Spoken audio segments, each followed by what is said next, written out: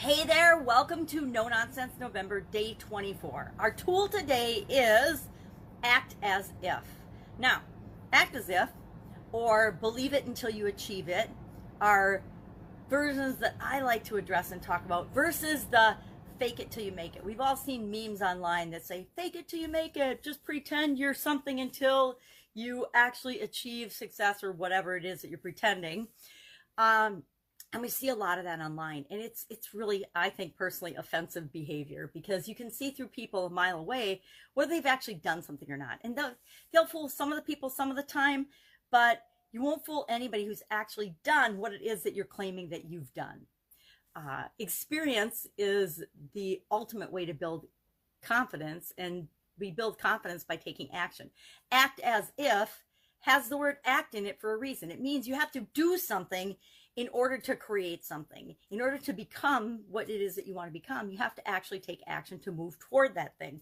So if you want more confidence, if you want more competence, if you want a more optimistic mindset, guess what? You actually have to practice having more confidence. You have to do some things that build and increase your confidence. The fake it to the make it. I think the thing that bothers me about fake it till you make it is fake implies fraud or pretending or falsely claiming things that aren't true, right? Isn't that the definition of fraud?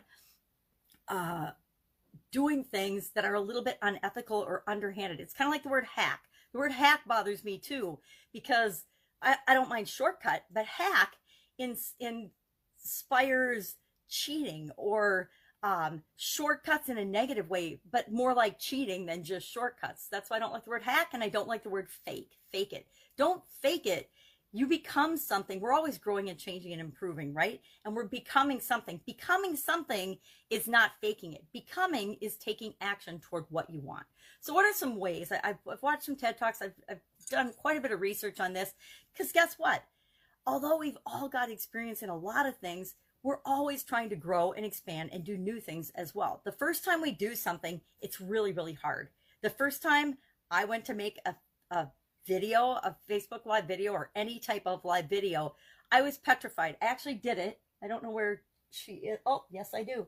I actually did my very first Facebook live with Betsy the Beaver puppet. Ta-da! I still have her to remind me how freaking scared I was to make my first video, but I did it. I didn't act as if I wasn't scared or super duper confident, but I did just act. I did do it, and guess what? After, I don't know, probably 4,000 videos, they don't really scare me anymore. I can hop online, and I don't need Betsy. Sorry, Betsy, I named it after my little sister, who's awesome, by the way. I don't need Betsy to be on videos with me. I actually only did one because it was so silly that I couldn't get myself to do another Betsy the Beaver video, which is ridiculous. So what are some other ways that we can learn to take action? And in this list, you'll see they're all action things that we do to increase our confidence, to gain experience, to gain exposure, to actually do the things that we want to do to create the person, to be the person that we want to be. So if we want to be rich and famous, what do we have to do? We have to do things that rich and famous people do. We have to model their behavior. We have to find ways to become the person that we want to become. So how do we do some of those things? Some of the easy things that we can do are not fake it till we make it. We can do things that build and boost our confidence and that help us gain experience. We can volunteer to do things. If we want to learn a new skill, but we don't have the funds to go out and go to college for it or something, we can volunteer, right, at different organizations that would help us to get those skills. Say you want to become a better salesperson and you're scared to death of doing phone sales. You could volunteer for a charitable organization and you could learn their process for making cold call phone sales to get donations to the charity. Is it getting you money in your pocket? No. Is it helping you to achieve the skills of being a good cold call salesperson?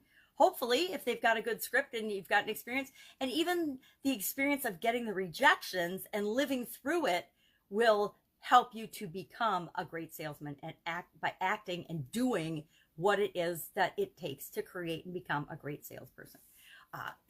Some of the other ways are, some of the most terrifying things that we do for most human beings are go to job interviews. So in job interviews, there's a whole lot of this just fake it till you make it. Think of examples. And I will say, instead of faking it till you make it, think of possible questions that people are going to ask you, and then come up with answers based on your past experiences that demonstrates that you are proficient. And even if you've never done the thing they're asking you to do before, that you have the ability to figure it out and problem solve and contribute positively to the organization.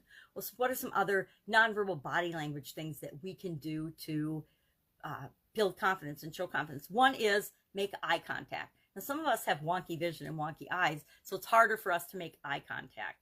But for the most part, we want to make eye contact with people when we're talking to them. We want to sit and stand tall. When we're self-conscious and afraid of something, we tend to get really, really small and crouch down. But when we're excited about something, we open up and we're excited and we're animated and our hands are moving all over the place. Have you ever seen anyone win a race? I heard this last night in a TED Talk and I thought it was fascinating. Anybody, blind or visioned, and I like blind stuff these days, when they win a race, they will automatically throw their arms up in the air in a V shape and look up, because they're it's a universal sign of opening up. And people that are more confident and more powerful tend to be more open and expressive than people that are less confident. So stand tall, be open in your body language and your gestures. Be still. This is a really hard one for me because I'm always like this. And even when I'm sitting, I've got that leg going, or I'm tapping a pen or something. It drives my family nuts, some of my family members. But try to be still and calm and confident. Breathe deeply. Take deep breaths. Slow your pace down. Just breathe and don't be all frenzied, not like me, and just slow your pace.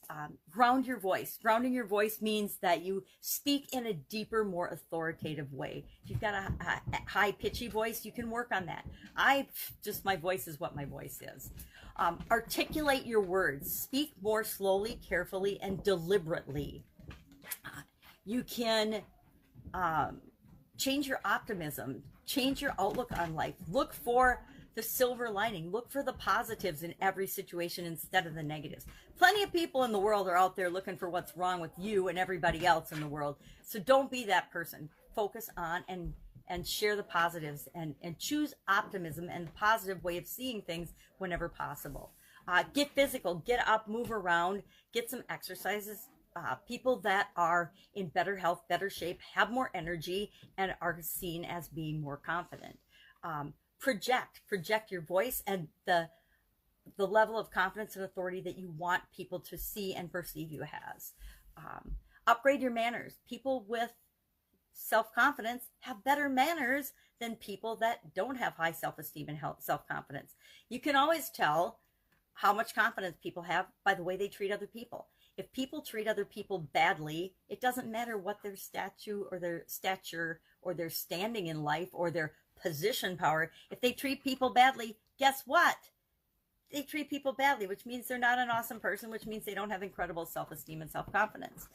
People with elitist attitudes or people that think they're better than other people don't have the highest self-esteem and self-confidence. They put on airs and act as if they're better than other people by being rude and disrespectful, which proves to all the rest of us that they aren't better than we are. So upgrade your manners. Dress the part. You know, there's a lot to be said for dressing for success. It's always okay to be overdressed. It's often not okay to be underdressed. And I know with casual Fridays and working from home and all these other things, there's a lot more leniency with that.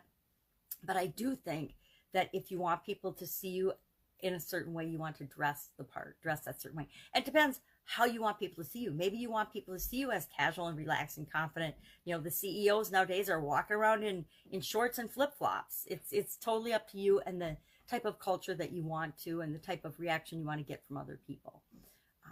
And the other thing you can do, and anyone can do, is smile, right?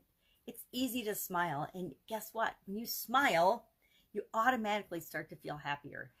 It's proven that you can't smile and feel super grumpy, ornery at the same time. Now you can tell if somebody's smiling and they're really gritting their teeth and cringing, and you can see it in their eyes. But for the most part, if you smile, it will build confidence. When you build confidence by taking any of these actions or any other actions you can think of before you know it, you will be feeling more confident. You'll be gaining experience, and experience, of course, increases our confidence, and we become exactly what it is that we want to become. So that's it today. Act as if, believe it until you achieve it, instead of faking it till you make it. I'd love to know your experience with this tool, this expression, this way of being and behaving and believing in yourself to become what it is that you want to become in the comments below. Otherwise, I will be with you tomorrow with another tool of the day for our No Nonsense November. And then I invite you to join me December 1st through 31st for our final free 30-day Get Up and Go challenge, where we will explore and install in each and every one of the participants a subconscious framework that will guarantee you a better results after any change or challenge that you faced than before you faced it. Have an awesome day, and I'll be with you tomorrow.